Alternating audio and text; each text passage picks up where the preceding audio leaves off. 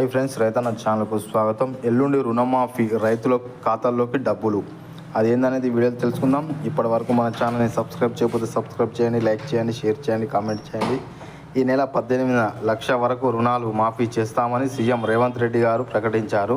ఎల్లుండి సాయంత్రం లోపు రైతు ఖాతాలోకి డబ్బులు జమ చేస్తామని కలెక్టర్లతో జరిగిన సదస్సులో తెలిపారు. అదే రోజు రైతు వేదికల్లో సంబరాలు ఉంటాయని, ప్రజాప్రతినిధులు పాల్గొనాలని పిలుపునిచ్చారు. కాగా తక్కువ మొత్తం నుంచి ఎక్కువ మొత్తం వరకు 2 లక్షల వరకు రుణాలు సర్కారు మాఫీ చేయనుంది.